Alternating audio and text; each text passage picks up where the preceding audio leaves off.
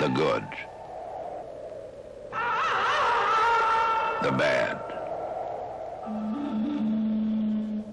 the ugly.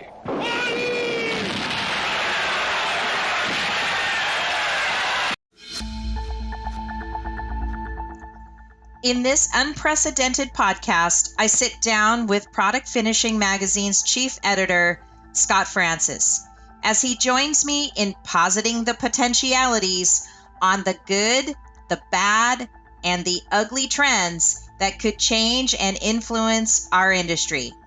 Thinking on our feet, we're trying to make sense of it all as we begin to lay out a framework in how supply chain disruptions, workforce reshoring, EU regulation, near sourcing, biochem breakthroughs, mergers and acquisitions, and China just may bring you wildcard fortunes in the future.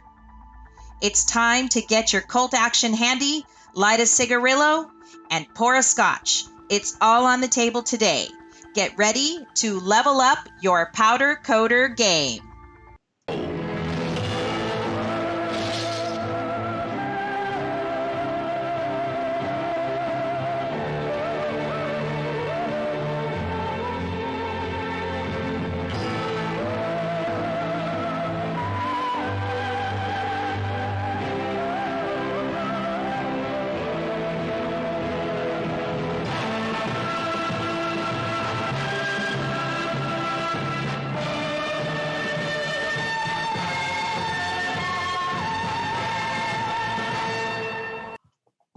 Welcome to the Powder Coater Podcast. I'm your co-host, Kim Scott. Today, we welcome Scott Francis, editor of Product Finishing Magazine. And as you know, our podcast interviews influencers and in the powder coating industry, covers trending topics so powder coaters can effectively learn and grow their business. You already know that, but I'm happy to introduce Scott. How are you doing today, Scott?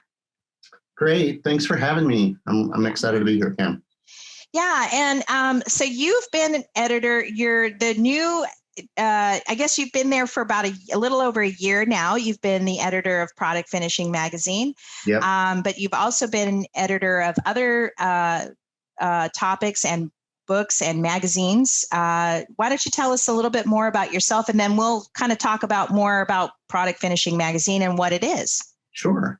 So yeah, new editor is definitely fair. I started last year in March. So if you think about that, and what's been going on. What happened in March of 2020? It's been a weird beginning. Yeah. For this stage of my career. But so yeah, I came on in the midst of the pandemic. Had all these trade shows that I was planning to go to, and subsequently had to cancel all my flights. I've maybe met like 4 or 5 people in person, right?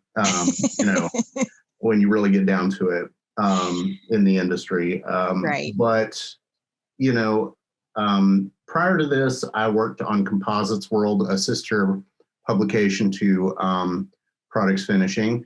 Yes. And had about a 2-year stint on that publication. I was a senior editor, content generator. And prior to that, I worked for a woodworking magazine, Popular Woodworking. That was more of a direct-to-consumer type of thing. So yes. Very different than the B2B world, but we were an educational source and how-to kind of thing. And I've had my hand in a lot of different things, everything from graphic design to, writing about writing. So, right. My real, I guess I'm sort of one of those jack of all trades, master of none kind of guys. But, I learned a lot by telling other people's stories about different things. And that is how I try to approach all of this, is that, my job is not so much being the expert in the room. It's to help give people who are, to help them tell their story. And that's the way I try to approach what we do at Products Finishing and what I've done in my past roles as well is really just help people get out what they are trying to say and get it to their audience in the best way we can. Yeah, I think that I feel that deeply, because that's exactly what we try to do here at the podcast. Is to share that story, share our story, but also share the story of custom coders and share their insights and knowledge as well. Right. And I'll tell you, Product Finishing magazine, I discovered it a couple of years ago, or maybe more than that. And I really do look forward to getting this magazine. This is the latest cover of Product Finishing magazine. And it basically is a magazine that covers surface finishing. So it'll cover things like powder coatings, but also electroplating and what other industries does it cover? Because you guys talk about, you try to do across all coatings. So I would say the main three areas, if you want to be the simplest way of putting it, is electroplating, powder coating, and liquid coatings, paint, and other like non-corrosive primers and things like that. So E-coat, those are like the main areas of what we report on. I would say that, there's also some kind of sub areas of things that we're trying to also make sure that we cover, plating on plastics and some of those things that we don't hit as much, but that kind of stuff I think is increasingly important as we think about the way technologies are changing, everything from like electric vehicles and things that are going to need more autonomous controls. So we're thinking a lot about that kind of thing as well, and what role platers or plating or coating technologies will play in that. Did a story on coating batteries for EVs fairly recently that's gotten a lot of interest, and thinking about some of the sort of things that you need for shielding when you're plating some parts that will be in some of the like aerospace. Right, that's a big industry there. There's all kinds of different things that are on my mind, and some of that comes from my background working on the composites brand. I went from knowing not very much about the manufacturing world to trying to keep up with these people that were talking about really advanced materials. And, then I moved to this realm, which, has a lot of tradition in it, and trying to balance that with also like all of the sort of like new stuff that people are doing.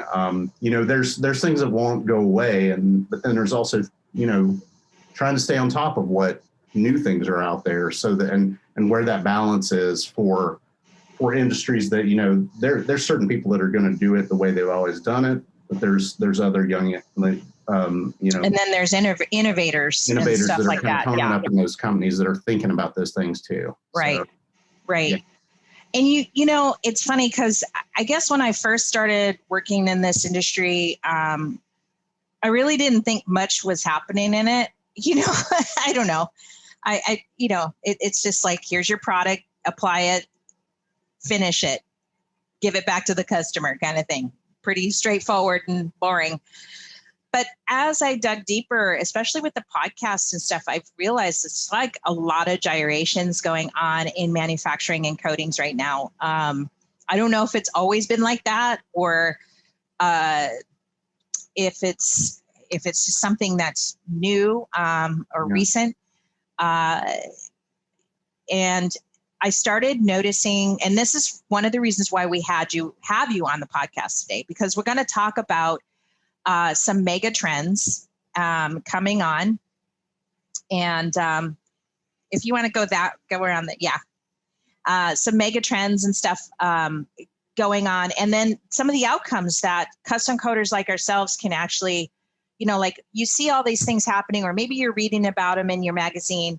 But what do they mean for the everyday coder? Here's a message from today's sponsor. RossKote here from Maui Powder Works. We've been providing customers with high-end custom coatings for over 20 years. We love the powder coating business. Making auto parts, patio furniture, and stuff beautiful for our customers is the fun part. As you know, the hardest part of any job is getting parts prepped for finishing. At times, this means removing tough industrial OEM coatings, which can take hours, if not days, of chemical stripping and sandblasting. Our business was revolutionized when we discovered the great strippers from Benco Sales. Their customer service folks asked the right questions and recommended a stripper tailored for our needs. Give them a call today at 1-800-632-3626. Get 10% off any B17 products when you mention RossKote.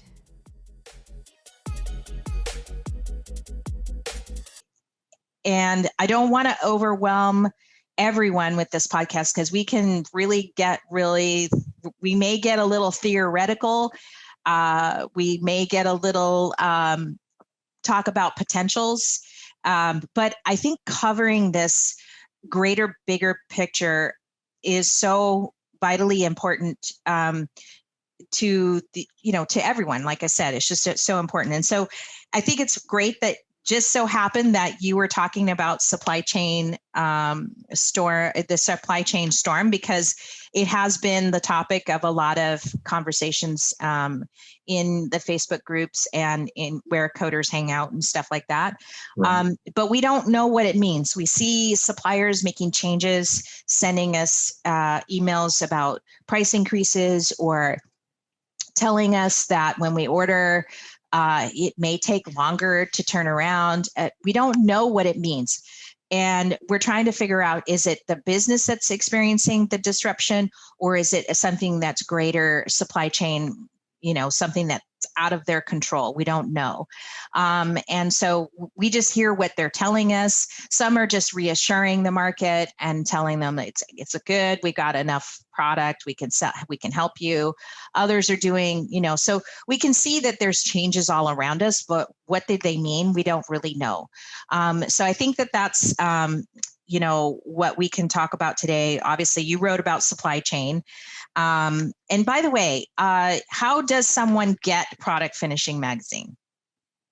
So, the best thing you can do is go and subscribe. So, productsfinishing.com, and there'll be the latest issue tab. You can click on that, see what all we've got. You can download them there, and, the subscribe link is right there on the page as well. So, you'll sign up for that. We do vet everyone. Just to make sure, because our audience, it is a B2B publication. So we go through all of that. So, there's just a few things to fill out on that page. It's pretty easy. And from there, you'll be on the list. We also have a newsletter that comes out weekly, so you can sign up for that as well, and subscribe on the site for that. So that hits, rounds up some of the features that we have, our own podcast, and news that happens throughout the week. So that's something I recommend also signing up for. And it's free, right? I mean, I don't remember paying for this, so it is free. Yeah, it's free. It's free. I think if you're involved in the industry, we want you to have it. So it's not, and I do some of my favorite features, and I actually, to be fair, I have a news segment, and I do cover some of the articles or some of the interesting, so we have Michael, how do you say his last name? Gukas. Gukas. Okay. I want to say it right, but yeah, I always look forward to him because he's been, this is all surveyed people and stuff. And it's usually at the end of the article, and there's usually like a very legitimate question and answer kind of from that covers a lot of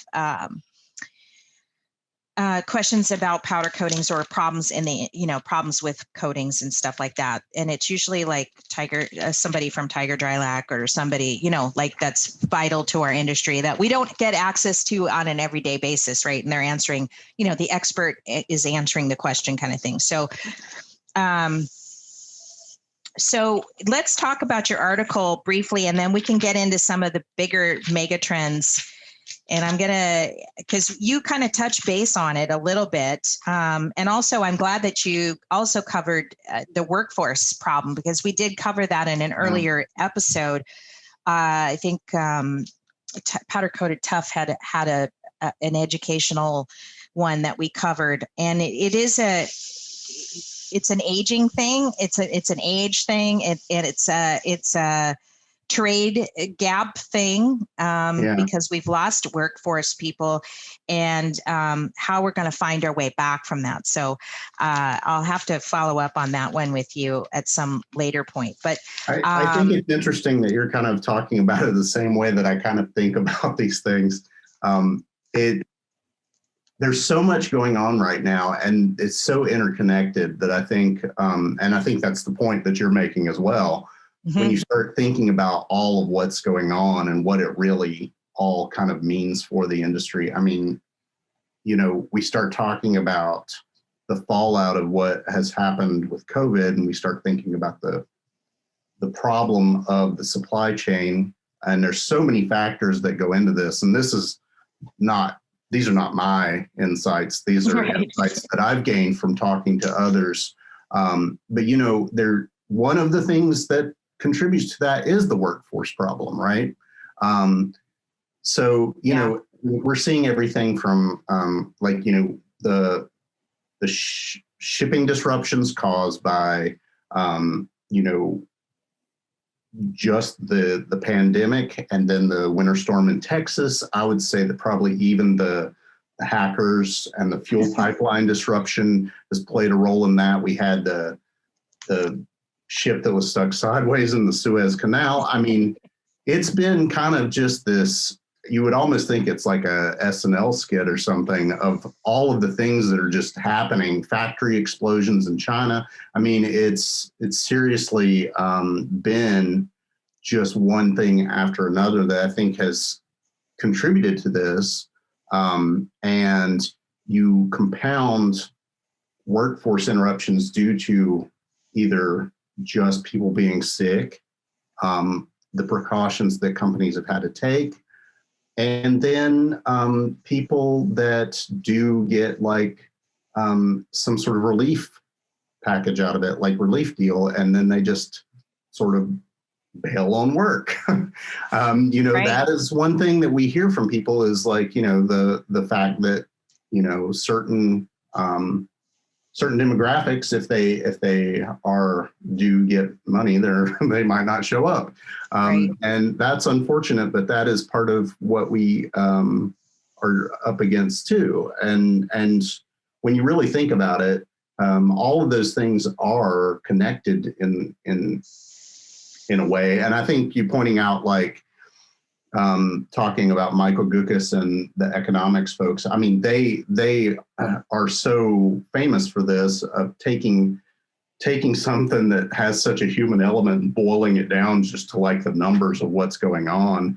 And when I talked to him, like when I first talked to Michael, I would be blown away just by all the data he's throwing at me. But, it does help you think about it in this way that everything, sort of, even though there's this human element to it, you can kind of see the predictions and the trends from what's happening, and try to gauge where we go or how we react in a more informed manner, I guess. That's it. I'm not an expert on that stuff. Exactly. And there are a couple of quotes here that stand out. This one guy you were interviewing, Quint Towell, Yes. From Powder Coating Technology Inc. out of Schofield, Wisconsin, basically said that the finished raw materials are more expensive now because the precursors are more expensive. Yes. And there are more demand now than there was a couple months ago. There's less supply. And getting to Michael's reporting was basically saying exactly that. I think I copied, I just basically regurgitated on my news segment, his January, I think the January episode or edition of his report was basically saying exactly the demand is still there.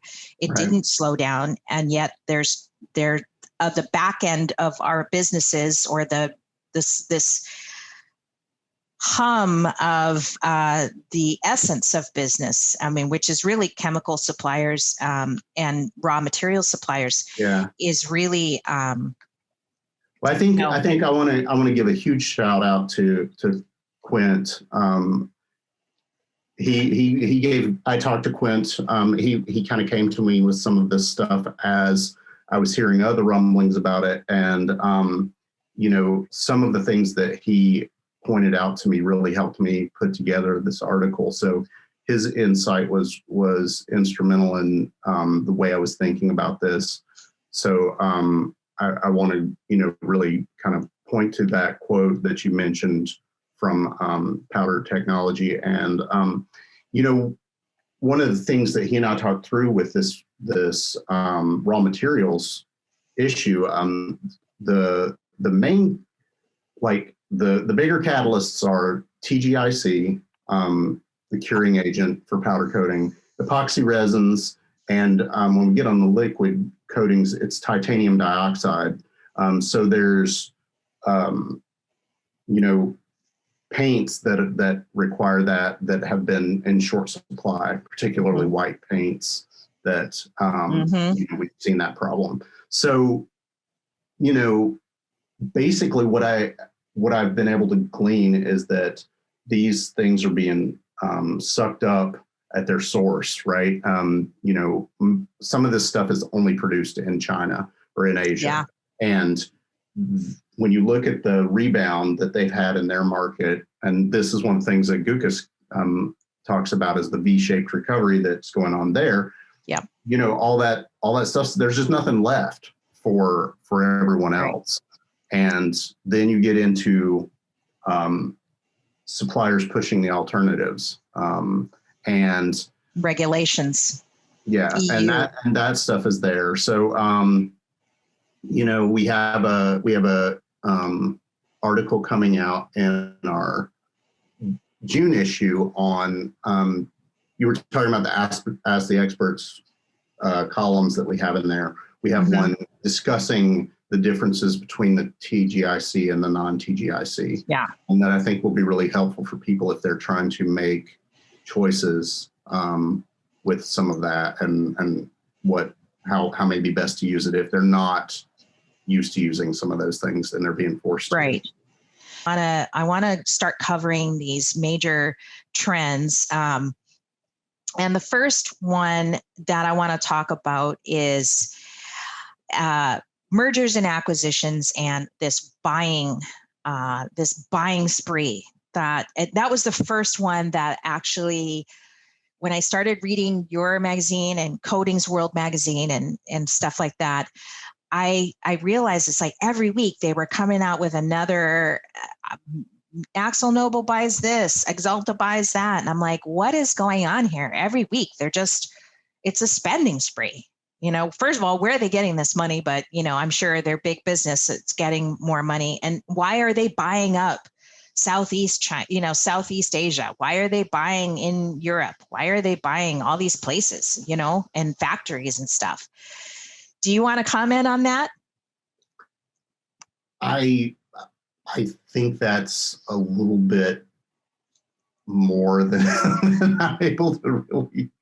Well, I have my theories. I have my part of it is the regulation. but also because they're getting ready for a boom.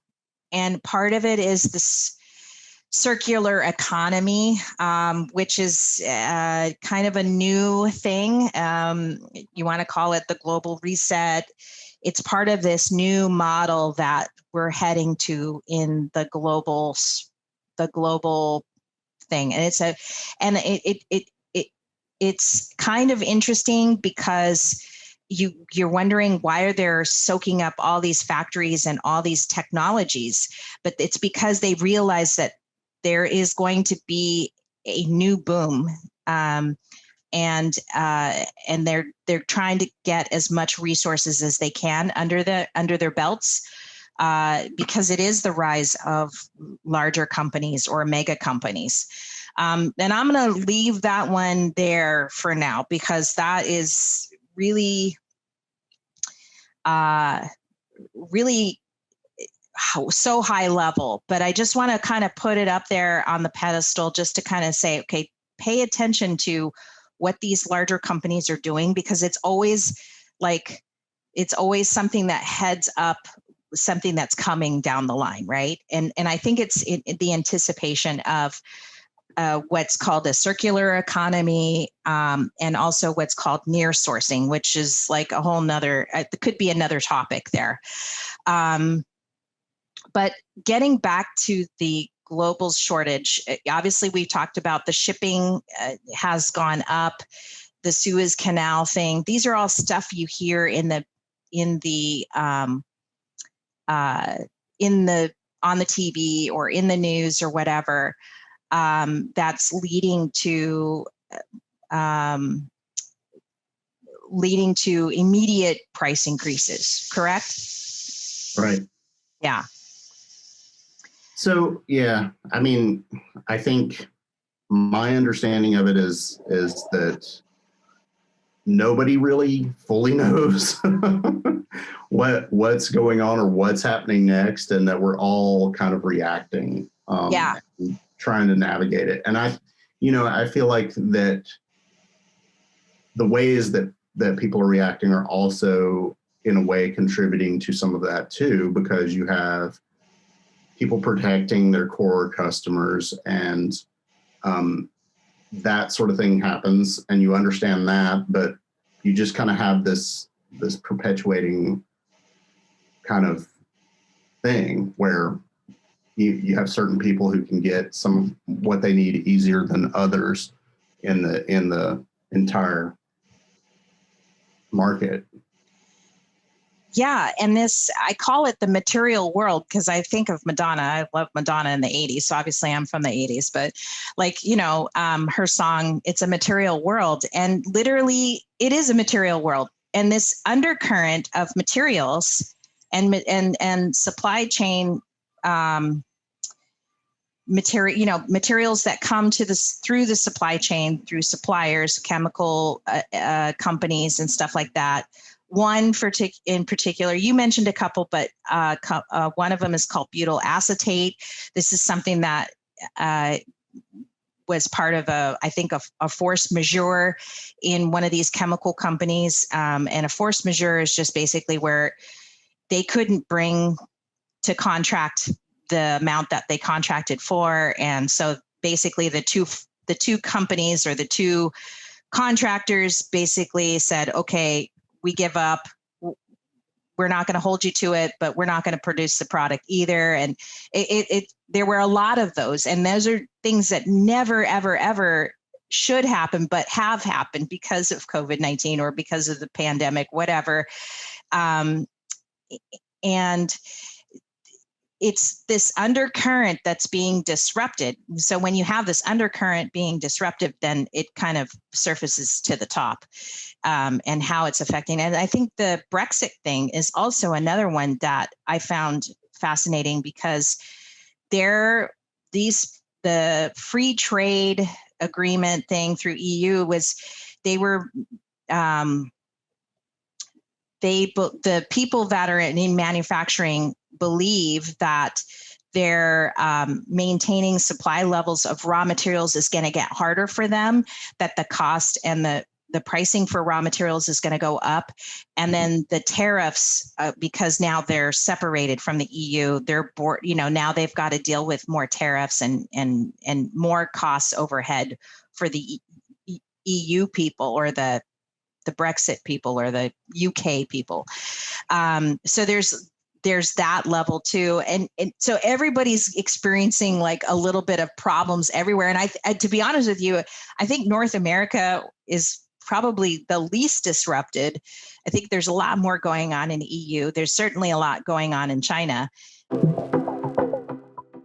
Here's a message from today's sponsor. Do you know chemical strippers from Benko Sales reduced our prep time by up to 80%? We chose Benko B17 and have been using it now for 5 years.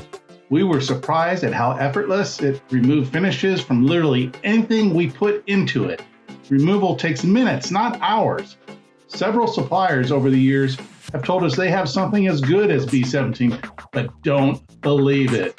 There's a reason the name B17 is universally applied for those claiming to have fast strippers. Buy it by name and available only by Benko Sales. B17 is the industry benchmark by which every other stripper is compared. Accept no substitute. Get started today by going to benkosales.com. BEMCO sales.com. Say RossKote sent you for 10% off B17. Everybody wants to blame China, and I think they should. To a certain extent, it's easy to put the blame on another country, but they're just trying to protect their own, right? They're trying to hoard their materials because it's instead of giving it to if we North were producing America, the TGIC or whatever, we would fulfill all our stuff first. Exactly. Yeah. I mean, we would be doing the same thing. Really, we would. So it's easy to blame them, but they're not really, they're trying to just protect themselves, or are they just really being bullies about it? And, so you kind of have to understand that they're doing whatever it is they need to, because they have their own products that they're trying, they produce, I think 30% of the market in powder coatings. It's outrageous how big of a market and that they are for their own products that they're trying to sell to the world, that we buy at Walmart, like our lanai furniture or, patio furniture and stuff like that. So, but they did talk about, I did learn about the differences between the linear model, which is where we're at now with China, which is where China produces everything for the US, it gets sent, and then it ends up in our dump, in our landfills, once we're tired of it. And then we buy something else at Walmart. And what they're trying to do is actually make it more of a circular economy. That's what these big globalists want, is something that where they're recapturing the market on manufacturing. And things are going to be a little tighter and smaller, not so longer and bigger, I guess. It's very complicated, but I think that this trend is actually, this is where they want to take it. And how does that affect coders is really where I think we're going to end up being, it can either challenge some custom coders or it's going to rise them to the top. That's the way. And I think it's just really paying attention to these mega trends that is going to help them build their businesses faster and better if they can see these trends coming up. Yeah, I think, everyone's thinking about, reshoring and all the different things that contribute to all this, how do we kind of gain more control over the material flow and products flowing as well. And, one of the things that I started asking the question of was, for platers,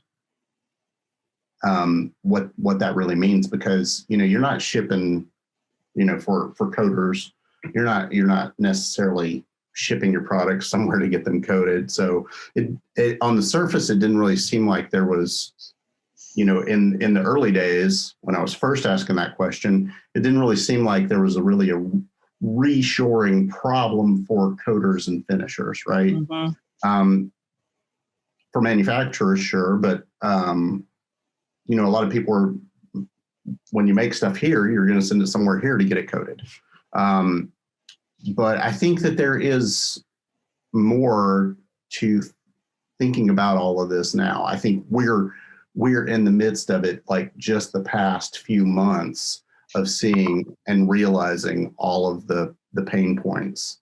And it all kind of like hit the fan with the materials. And there's probably some people that saw it coming. And I've talked to some people that said, yeah, we first started hearing rumblings of this a couple months ago or a few months ago or whatever.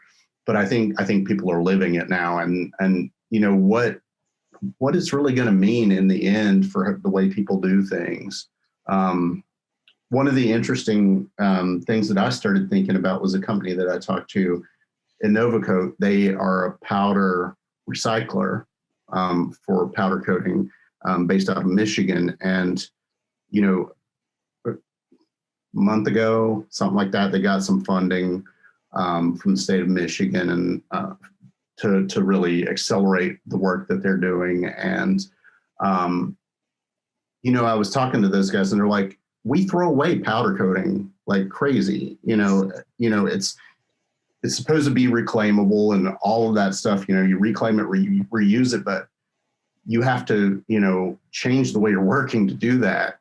Color changes, things like that. Yeah. So it's not really efficient to do that in that way of working, and a lot of stuff gets wasted.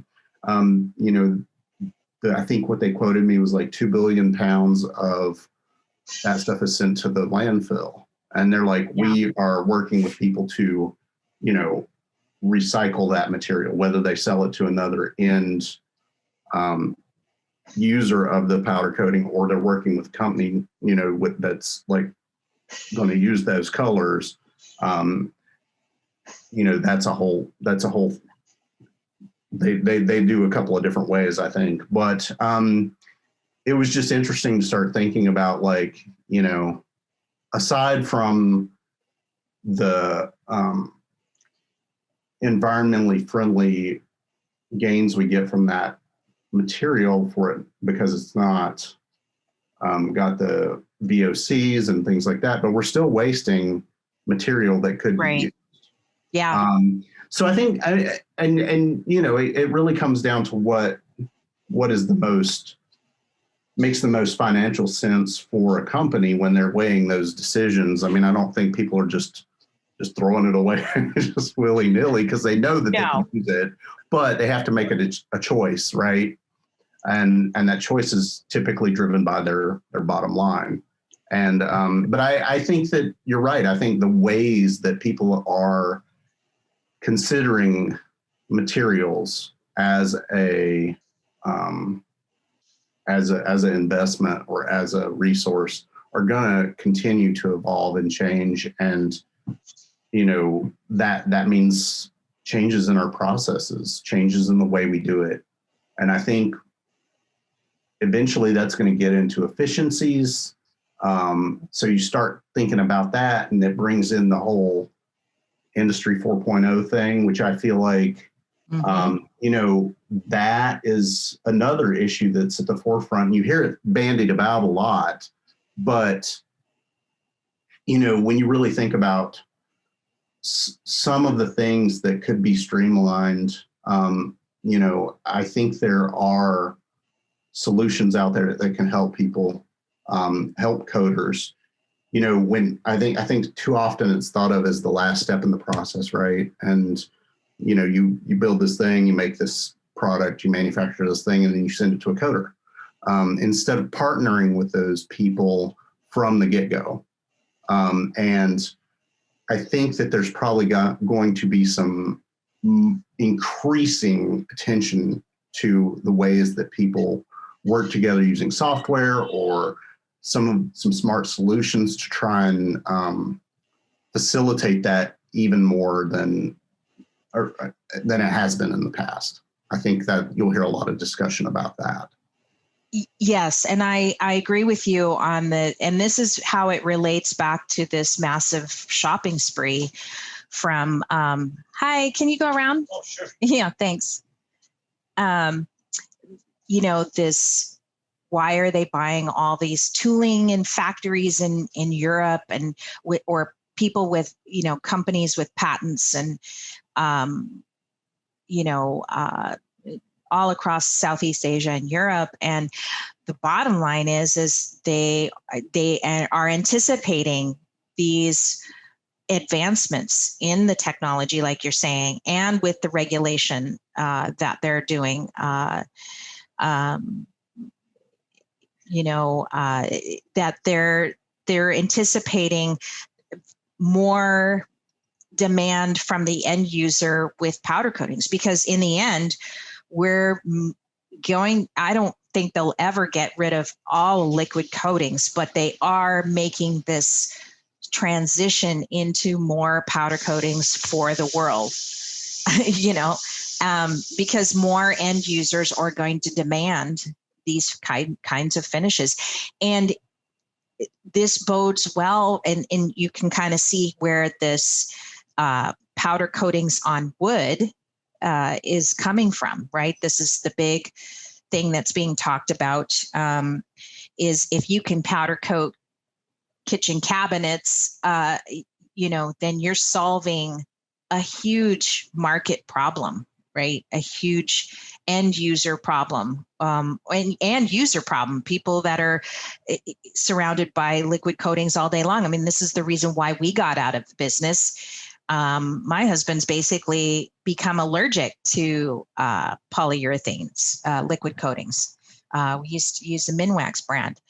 And, after painting so many years, and it even says on the back of the can, long-term delayed effects from long-term overexposure. I mean, that's literally what's on the can.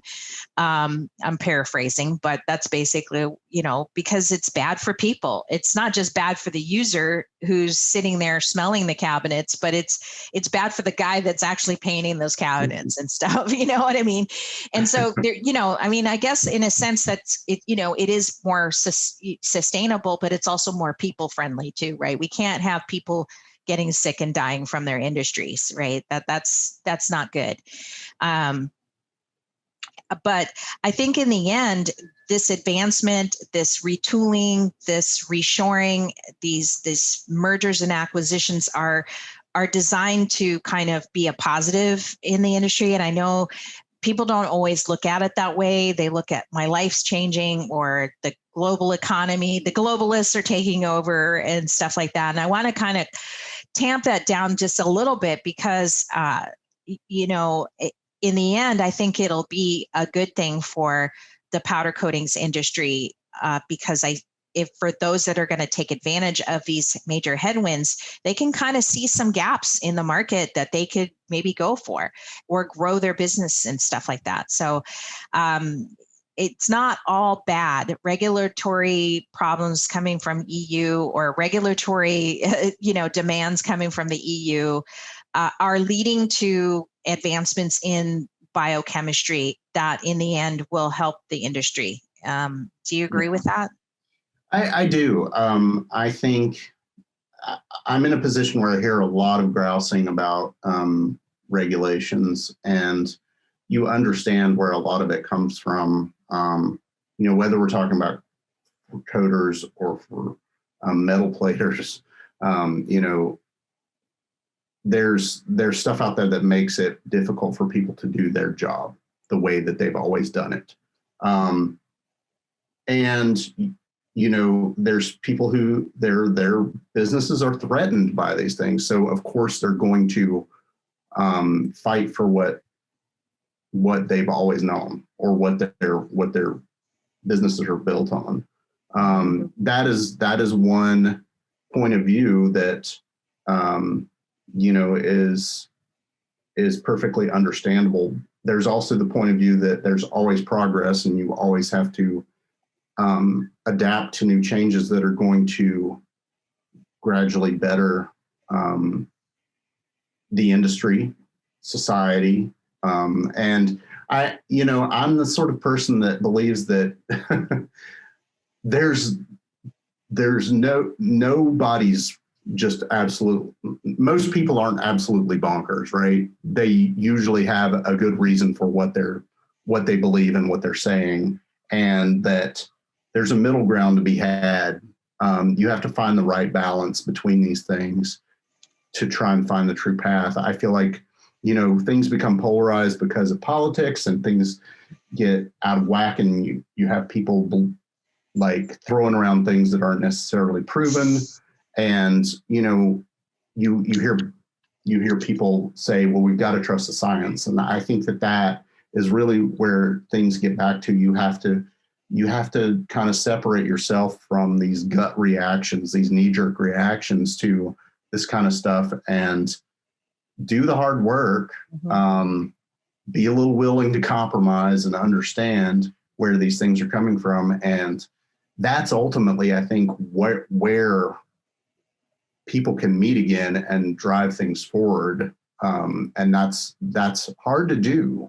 But I think that is, what I'm most interested in seeing what happens in manufacturing overall, combining, just really lumping it all together, which I probably shouldn't do, but because they are separate things. But, from regulations to workforce improvements, the things that you were saying, I think kind of take you back to the workforce problem. Like, what's going to make these kind of jobs more appealing for people, and help us solve our workforce problem? I would say that, educating people, making them understand that, this is a field of work that it's not just people on a shop floor anymore, right? There's people that are doing really innovative things. And I think being involved in that at some level, there's areas for you to grow up through finishing industries, working together with other manufacturing. It's really an exciting time because of the advances that are being made and the technologies that are out there that will ultimately let people work together in better ways. And I think if you get in, maybe it starts on the shop floor, but there's so much potential in these industries for people that it's not necessarily an unattainable thing for a population that, has varied backgrounds in education, right? You can get these educational opportunities from some of the associations or from some of the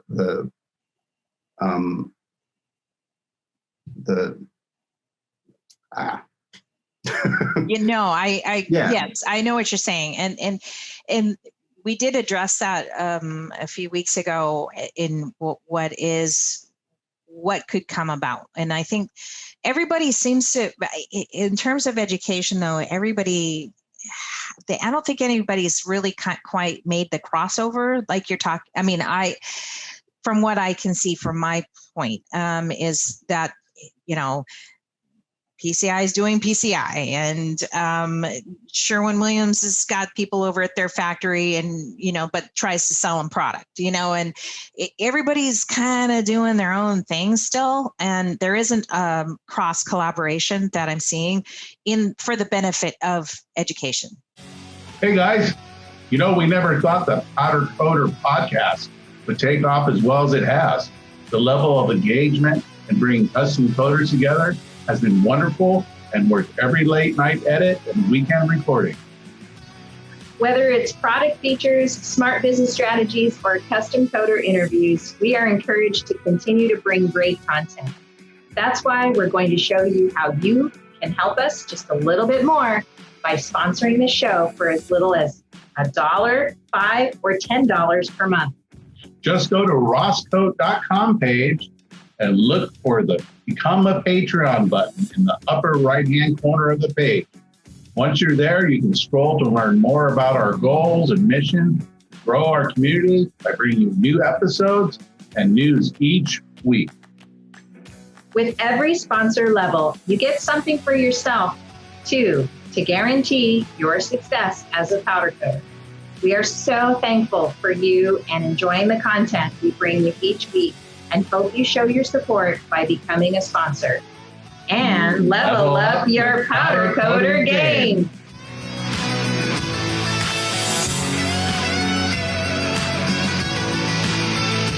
And one of the things that I was listening to, actually another podcast, and it was on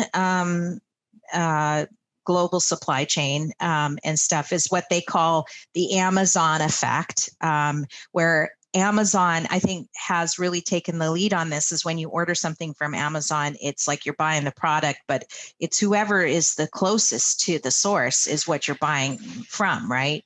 So that's how they're able to get you your products so quickly, right? Is that it's not coming right from, some of the products you buy are from the Amazon warehouse, but they're sourcing everything at their warehouse from suppliers that are supplying them. And it's called, the bigger term is called near sourcing, where they're using they're reducing the longer linear, where it comes all the way from China and goes through the Suez Canal when it's working, when there's no boat in the way.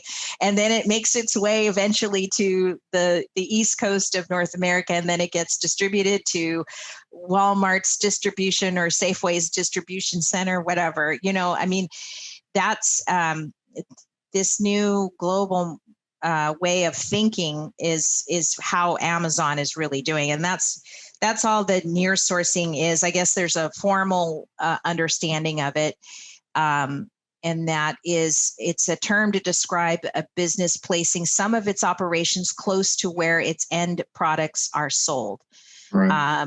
It's opposite of the longer trend of outsourcing manufacturing operations to developing nations having lower labor costs. And this is like, I don't want to get too crazy with this, but this is what everybody gets mad at America for, because we do tend to take advantage of these Brazil and some of these underdeveloped nations or developing nations, like the BRICS.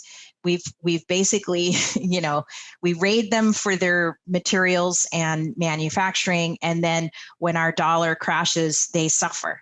And that's basically what people don't like about the United States and what it does. And I think that that's where they're trying to make that unevenness a little bit more equalized. And I don't want to go too much further down there on that one, but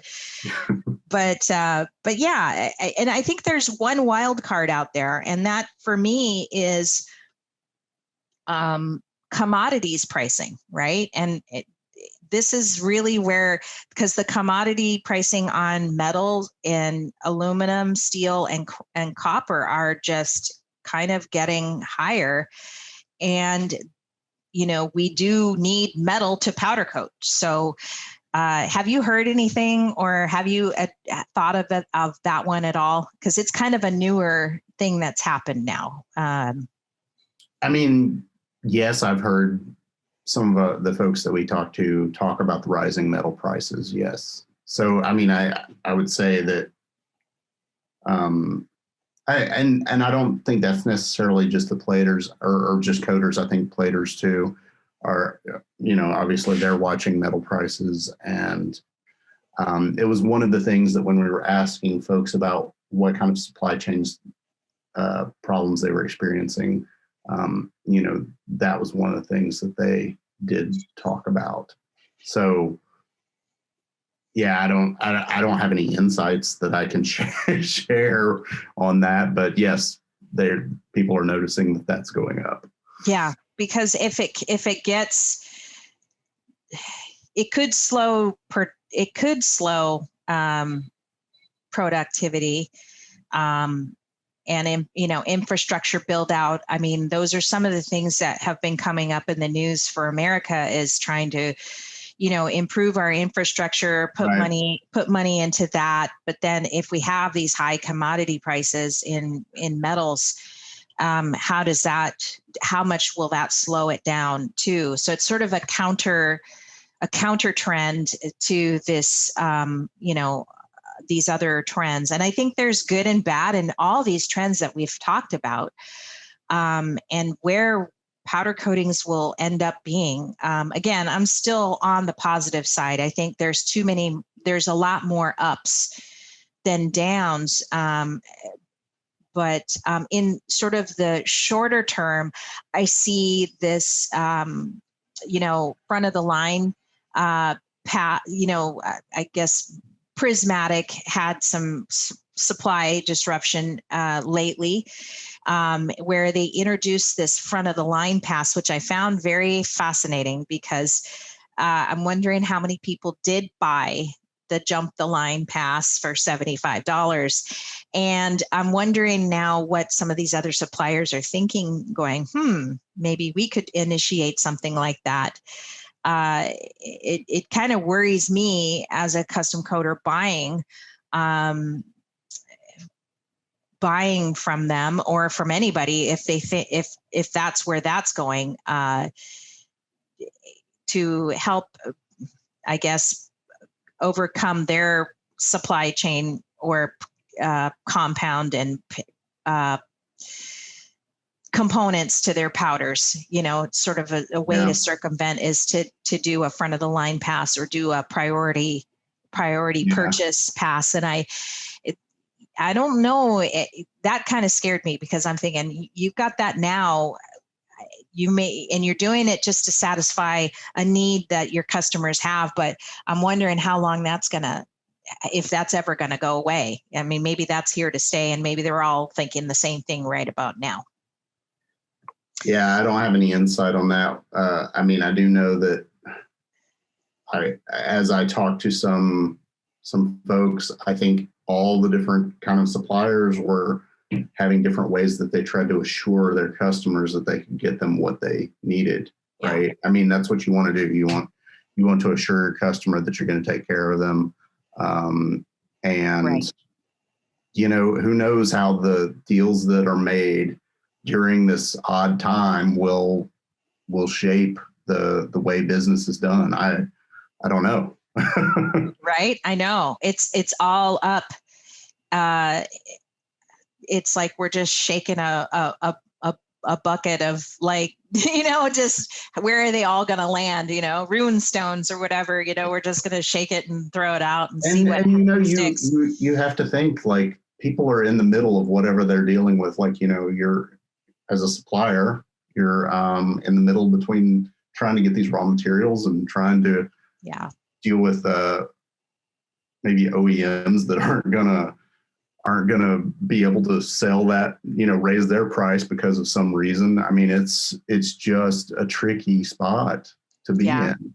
And who knows what kind of promises end up getting made to try and make it work in a time like this. It's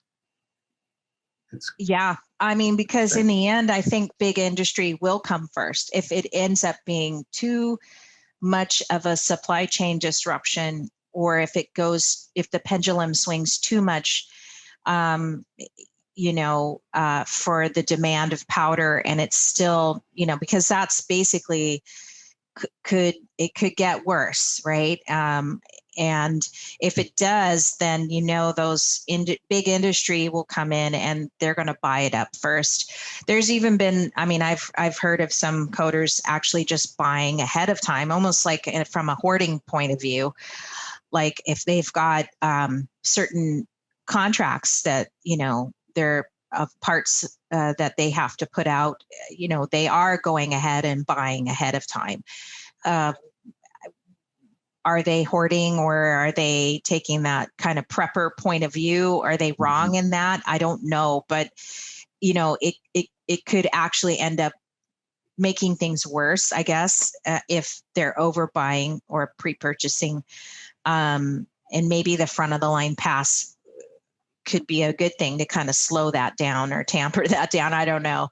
It also could put a lot of really hard downward pressure on really, really small garage coders and stuff like that, who just don't have enough cash flow to compete on that level, so do worry about that as well as sort of a negative outcome and stuff on that.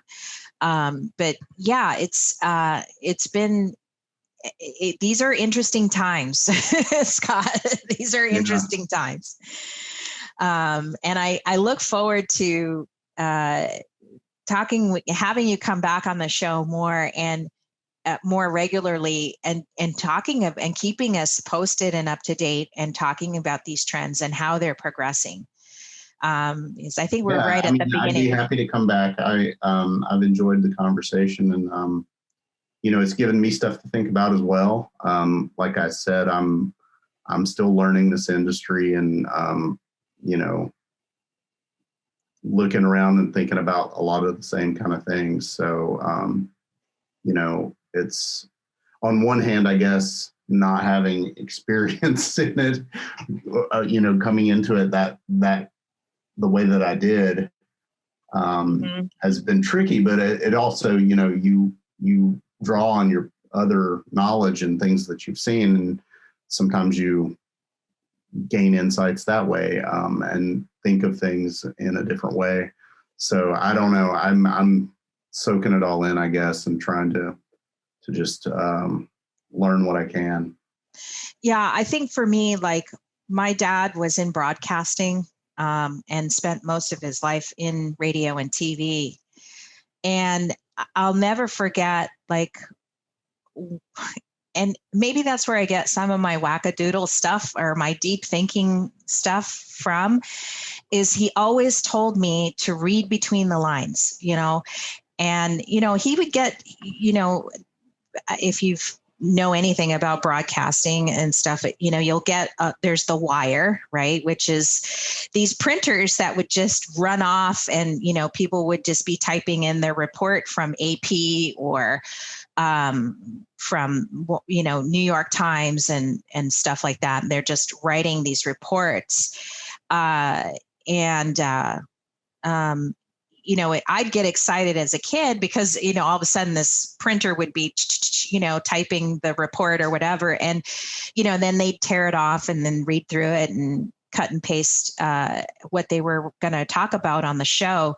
But reading between the lines is so vitally important for every business owner today, because you see stuff on TV and mainstream media is just spinning it already for you. Right. But if you can get your hands on, I think that's why I like your magazine, and I like, some of the other leading manufacturing magazines that I read, because you want to be able to read that's where you can read between the lines and formulate these potential outcomes for your business that are so really, really important. And so we rely on your magazine to bring us that kind of information that come hands-on, like the guy from the two guys that responded in your article about what they were actually experiencing on the front lines of their business, because chances are everybody else is experiencing it on some level similar to them. Yeah. I had a colleague on the Composites World brand that used to talk all the time about connecting the dots in the industry. And it was amazing. She would, just from looking at the different stories, start thinking about some next thing that might happen. And sure enough, somebody would come out with it. And it was almost just like future predicting at times. And I wish I could do that. I think about it a lot as I'm watching this stuff and trying to. It is basically like, much of what the conversation we've had today is thinking just about all these different pieces and what they mean, and all the players and what's going to happen. But it's interesting to watch, and it'll be interesting to see where we land from this. with the industry getting back together and you know, I've got trade shows lined up. It's going to be interesting just a few months from now to see where everyone's heads at and what kind of progress we make just from that. Right. And yeah. And just the new conversations people are going to have post-COVID. Right. Because I think their eyes are open now, right? We're, like before in 2019, we're too busy. We're busy, and nobody had time to think and read between the lines because it just took precedence, right? Just getting the work done and moving on and moving forward. But now this sort of undercurrent disruption has allowed us to kind of bubble up and think about how it's really truly affecting us, right? Yeah. And that's the one thing that I think COVID pandemic thing is like, how do I feel? How do I feel about it? It's certainly become very personalized and stuff. But thank you so much for coming on the show today. I appreciate it. I can't wait for you to come back and talk more about this. And I have a feeling that when we do come back, we'll have actually maybe some future predictions and stuff on where it's going. Because as you say, as these conventions start happening, people are going to start talking. You're going to start hearing things, and then we'll have maybe a more clear line. But I think the fog of the pandemic and COVID and the disruptions and the supply chain stuff definitely has stirred up a lot of stuff for us to have new conversations and what and it's exciting. I think it's exciting because I like change and I like things to get. I like new insights. I like the clarity to be gone. I don't mind the supply chain disruption, but I just need to know, okay, what's my angle? What's it mean for me, right? Yeah. Well, I can speak from firsthand experience that some of the programming for conferences that are coming up is based on these talking points. So, yeah. And I mean, how poignant for you, because you stepped into it right at, so if anything, you were kind of really the guy in the middle, right? Because right from the get, you were the guy in the middle sort of thing, so you're in a very unique position to bring us more great information through your magazine and stuff. Of course, we've got our little, I don't know, you probably can't see it, but I'll see if I can move my camera. Of course, we got Ross's Top Shop 2019 in the background, very proudly displayed. So very honored to have that award and help us solidify who we are in the marketplace and what we stand for. That's cool. Yeah. Well, Kim, I've really enjoyed our conversation, and like you said, I look forward to talking more. Yeah, sounds great. Okay, cool. Well, we'll say aloha. You want to say aloha? Aloha. That's how we end our podcast.